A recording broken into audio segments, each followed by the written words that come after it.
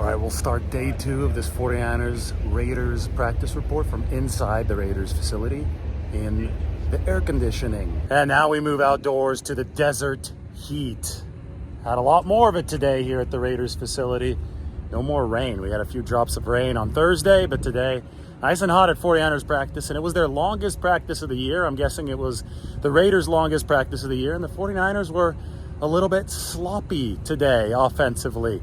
Brock Purdy threw 2 interceptions in the 11-on-11 work, and then 49ers quarterbacks, the 3 that played today in drill work between 7-on-7s and 11-on-11s, combined for 6 picks. So Lance, Darnold, and of course Brock Purdy all threw interceptions, although Purdy's were the only interceptions that happened in 11-on-11 work. If you want context for some of the picks, well, the 49ers saw Purdy throw on to Marcus Peters, the veteran cornerback who has so many in his NFL career. Peters hurled the ball up into the air after that interception and celebration. And then Robert Spillane, one of the Raiders linebackers, also intercepted a Brock Purdy pass. Today, Sam Darnold saw a little bit more work than Trey Lance in the 11-on-11 portion. That's because Lance got the Thursday load. Today it was Darnold. We'll see who starts for the 49ers on Sunday because Purdy, as quarterback 1, will almost certainly not play for the 49ers on Sunday in the preseason game. That's going to be inside at Allegiant Stadium. But I think that in the bigger picture of things, these were 2 competitive practices. I would say that the 49ers offense today, the first team offense with Purdy, looked good at the very start. They moved down the field in the opening drive, and they looked good with a touchdown Purdy ran in on the closing drive. In between then, though, the Raiders defense gave him all kinds of trouble. That's when those 2 interceptions happened. And, I think the Raiders have to be leading these practices feeling pretty good about themselves. They stood toe-to-toe with the 49ers. On the other side of the ball, Jimmy Garoppolo moved the ball, I thought, well on both days against the 49ers defense.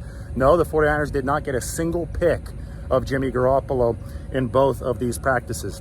You guys know the drill. I'm going to go through some of the notes from practice today. The 49ers set a tone early. Maybe not a tone that you want to see at a practice because there is no live tackling. But defensive coordinator Steve Wilks said after he thought this was incidental contact. Charvarius Ward and Oren Burks were both in on a slant pattern from Garoppolo to Davante Adams. And Charvarius Ward just laid Adams out. And Adams, it took him a while to get up. He didn't return to practice. The reports are a minor leg injury for the star wide receiver of the Raiders. You're not supposed to be bringing guys to the ground in these practices, but sometimes it's a fast... it's a fast contact sport, right? And even if the rules say that you can't wrap a guy up and take him down to the turf, sometimes it's going to happen even without the wrap up. And I think that's what happened on the particular play to Davante Adams. I was sitting right next to Greg Papa. There was some debate about whether Oren Burks hit him or if Charvarius Ward hit Davante.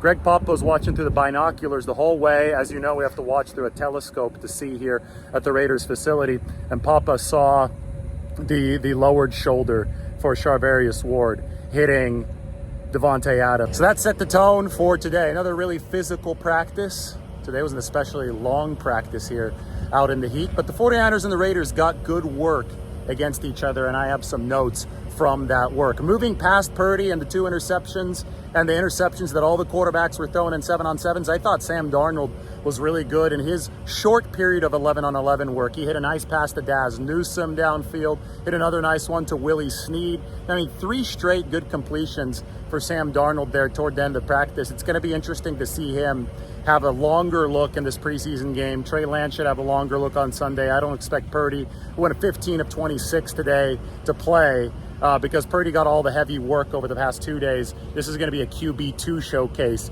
for the 49ers in that battle against the Raiders on Sunday. But Sam Darnold quietly absorbing the playbook. Kyle Shanahan said yesterday that he's getting better with the 49ers playbook. Obviously, it's been new to him this offseason, so the processing speed is increasing for Sam. And I thought today was a sharp day, albeit in limited action for the 49ers. I watched a lot of one-on-ones. I'm going to tell you about the O-line for the 49ers against the Raiders D-line. A good day of one-on-ones there in a little second. But I do have to say that, I just glanced over for a few minutes at the one-on-ones on the running back / tight end versus linebackers and safety side. So they divide one-on-ones for those of you wondering at practice.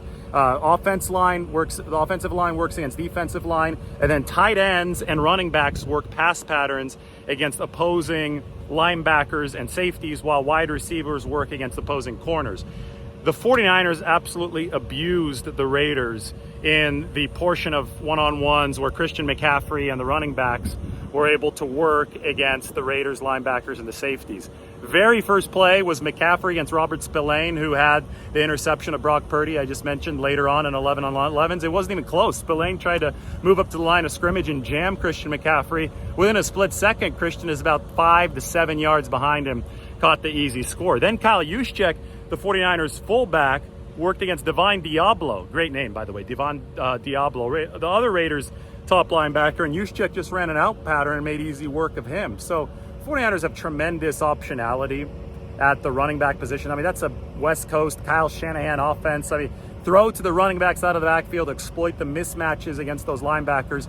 In one-on-one drills today, we definitely saw those. Okay, speaking of one-on-ones, let's go to what happened in those one-on-ones along the offensive line, because I always have a ton of fun watching offensive and defensive linemen get after these, especially in joint practices. First, Max Crosby, all-pro Raiders edge rusher, right? Just abused Colton McKivitz on a spin move. The old Dwight Freeney spin move. Looked like he was coming in with power, rips the spin inside. I mean, that's the kind of stuff that you want Colton McKivitz to be exposed to. That's why 49ers wish that Nick Bosa was at practice right now, so that he'd be working against all-pro pass rush moves. Crosby spins with the best of them in the league. And yesterday, McKivitz beat him on a bull rush with some power, was able to keep him at bay with his arms. In today's Crosby rep against McKivitz, that spin move caught Colton by surprise. But it's better that a spin move catches Colton McKivitz by surprise in a one-on-one drill without a quarterback behind him than on a Sunday when a quarterback can get hurt behind him, right? So valuable experience for the 49ers' new right tackle. Jason Poe held up well today. I thought there was a couple reps. He's a short 49ers second-year guard. Came out of a small school in Mercer. Lenore Ryan before then. Practice squad last year. Impressed the 49ers, though, enough to stick around. Today, I thought he held rigid on a couple pass protection reps. New Raiders defensive lineman Jordan Willis, who was previously with the 49ers, he just blasted by right tackle Matt Pryor, who's in he's in the mix to be the 49ers swing tackle, but Jordan Willis made him look silly on one. Later, Jordan Willis of the Raiders tried to do the same thing. He tried to go right around Leroy Watson, who's also in the 49ers swing tackle mix, second-year player, converted tight end, played with Burford right in college at UTSA, but was a tight end there, was put on a bunch of weight. Leroy Watson stonewalled Jordan Willis in a way that Matt Pryor couldn't. I really, really think this is trending in the direction of Leroy Watson being higher on the pecking order than Matt Pryor. With Jalen Moore, TBD, because he's been out with that injury, should be back to full go soon. He has been in uniform. But there is a chance the 49ers swing tackle isn't even on the roster yet. I also liked Ilm Manning's work against George Tarlas. I thought that there was one that Ilm Manning lost, and Manning, by the way, is undrafted free agent guard who's been playing some tackle for the 49ers, although I think he's too short to be a legitimate tackle prospect. I think the 49ers have just needed bodies at guard, but he's really athletic, and toward the end of practice, we saw some nasty physicality from Ilm Manning. He just pile drove the Raiders' George Tarlas, the defensive lineman, right into the ground. So if you can combine that kind of strength with obviously the athleticism that Ilm Manning has, 49ers could be on a good track. And then maybe the best news of the day, Spencer Burford lost a rep or two. But then there was a nice one that Spencer Burford had where he was dealing with a Raiders pass rusher who was trying to spin against him, and he just flattened him. It was 92. I got to get my Raiders roster out, see if I still have that in my pocket. I want to get all the names right, because I know we got Raiders people watching, and I like to know your roster. I don't have it right now. I have my game credential. I think my Raiders roster's in the car. So anyway, look up 92 for the Raiders. My apologies out here in the 100-degree heat. Want to give you guys an accurate assessment of what happened at practice, but Burford bounced back after losing a rep to winning a rep, and the 49ers second-year right guard just put on some, a show of strength there. He might be a little bit lighter this year, but he's definitely stronger because he grew up in terms of muscle. All right, I mentioned the Purdy interceptions. I mentioned the sloppiness. I just have to finish this by saying the people that freak out over practice, get some perspective. Geez, I mean, it's a hot practice. You're working on stuff. The 49ers have been really happy with all the training camps, from Purdy, from Trey Lance, from Sam Darnold. Yeah, they might throw a couple picks. They might be sloppy. That's all part of the work. It's not a game. And even in games, you're going to throw interceptions. It's about overall efficiency. And I'm sure that, Kyle Shanahan would give you the same opinion about what's going on out there. But way too many people are putting, so much importance on one practice. They think it's a referendum on whether or not they were right regarding Brock Purdy or Trey Lance. Guess what? You're probably wrong all along if that's, and you're going to continue to be wrong all along if that's your standard of judgment and standard of evaluation. It's called a football practice, and it's probably best if you learn how to track a training camp and track a practice instead of overreacting to every single interception and acting like it's some kind of referendum on a player's football career. I thought the 49ers and the Raiders got after it. I thought Jimmy Garoppolo was good again today. Hit DeAndre Carter for a touchdown, a couple former 49ers pairing off against each other. I think the 49ers just need to get a little healthier on the defensive line. They're going to need full contact to allow that defensive line to tee off during the regular season. They need Nick Bosa back.